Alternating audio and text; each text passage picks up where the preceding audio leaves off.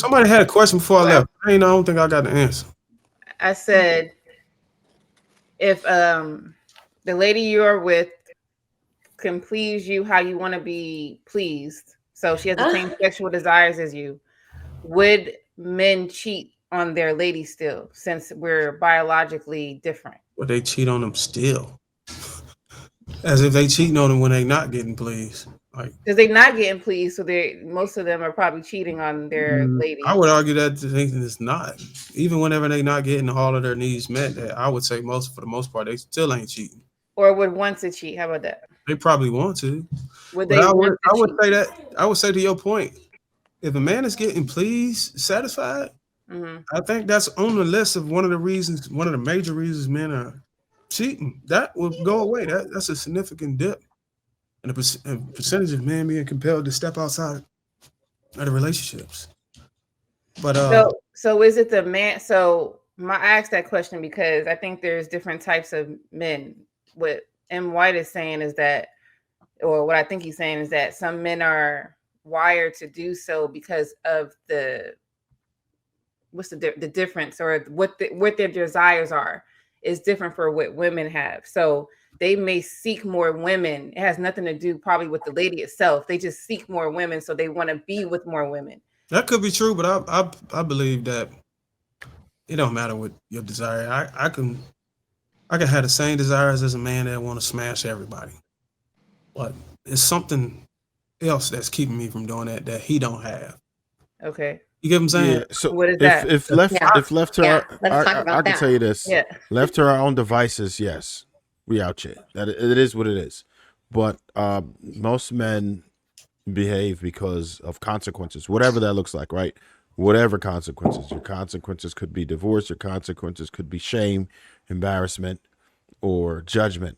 But like left to our own devices, right? Let's just say men in general, if they are presented with an opportunity for everyone and no one would bat an eye and it would be deemed okay to society, absolutely, men is out here for the most part getting it in as much as possible with everyone, but the consequences are pretty much what keep most men in line. Well, I would say it's a matter of self control and discipline. If you practice it or you believe in it or it's a value system thing. You have some man that that's not part of their value system and they don't feel it's necessary for it to be a part of their value system in order for them to get the results they want. You know what I'm saying? They can still achieve the outcome they want and not really adopt a sexual discipline or monogamous value system. You know what I'm saying? And there's women out here that complements that very well. So Darwin, my general point would be, I don't think that most men are able to achieve faithfulness are able to achieve faithfulness because they're faithful. I think it's due to lack of opportunities. I think when people are presented with opportunities, like say somebody like LeBron or Diddy, that's a completely different understanding than somebody who barely gets sexual access thrown their way. I'm not talking about you going and you attempting to wine and dine women and lying and doing all that. I'm saying you go to that candy store analogy they use, it makes the most sense. Like men are outside the candy store looking in, and the moment they get a chance to go inside, they run in and start trying to eat the candy. Like it sounds like a dumb analogy, but but most men never get access to just run through the candy Well, let me store. ask you this: you think I find it. I don't think it's realistic for a normal to high functioning testosterone man to get access to candy that he never had before, to walk through and never touch it, get one lollipop and never come back you except to buy say that same access? Do you mean he's in the vicinity of beautiful women that he would want to smash? Is that that what you? want to him is what So I'm you're saying. and they want to smash. Let him So what yeah. I'm saying is, well, you don't know that until you go and inquire that, hey, indeed, this woman do want it, or you can just guess by looking at her body language and all that stuff and how she, but just to say, I got access to these women, and I got the opportunity if I allow it. Like you're saying that the reason why I'm able to achieve faithfulness because I don't have it access. No, well, so right now you have a different testosterone level and you're older. If you had the same access at say 19, 20, 21, 22, 23, 24, 25, you more than likely would be engaging with different sexual encounters with different women. So it's not a matter of access; it's a matter of age in that point. So that's the contingent factor at that point, because you're saying right now you don't do X, Y, and Z. I'm saying in your prime or your highest level of testosterone, you did do X, Y, and Z. And 90% of men that had access did do X, Y, and Z in their prime. At this age, yes, we can alter and change how we operate. What age would you say was a man's sexual prime? Probably 15 to 25, 26. The highest level of testosterone, I'm saying. So does the highest level of testosterone equate to sexual prime? Yeah.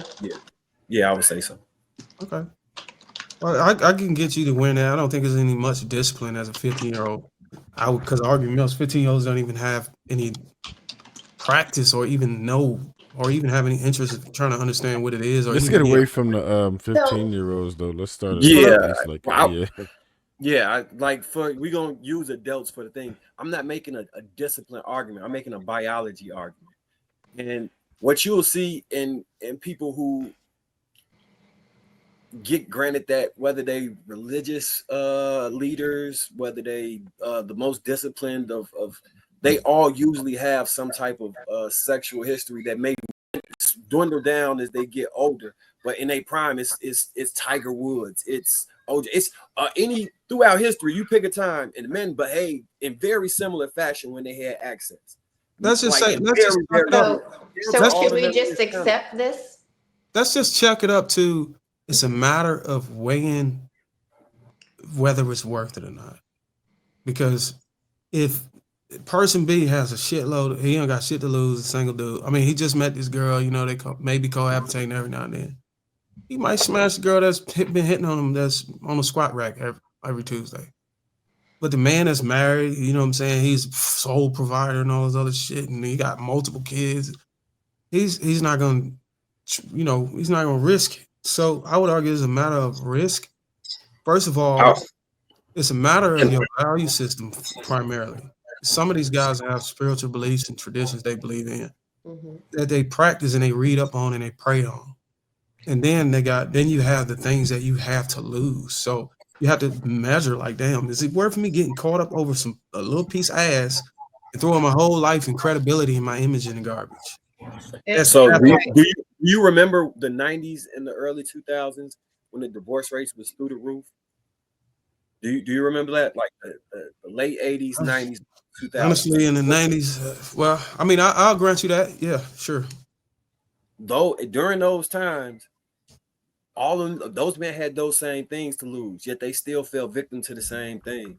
What I'm saying, if you can go back further in history and it keeps replaying the same way, we can try, we can we can try our debt. Like it's like trying to convince I hate to use this example, but dogs not to eat meat. You can give them a meat substitute, but it's a good chance that dog may, at this prime level, on a biological level, I think you're trying to add discipline and play more of a role than it really does biologically, and like because you want to believe it and you may have been able to achieve it. Ignore that's what separates us from the animals. Those men don't. That's what separates us from other species, is being able to deny ourselves. Otherwise, we would be just like animals. The fact that we can consciously starve ourselves fast, not drink, not eat. The animal can't sit here and say, I'm going to go on a fast. Yes, they can. It's called hibernation. They do it biologically all the time. When they hibernate, now, I'm from my understanding of science, they are stocking up on food for the wintertime. That's why the squirrels start piling nuts.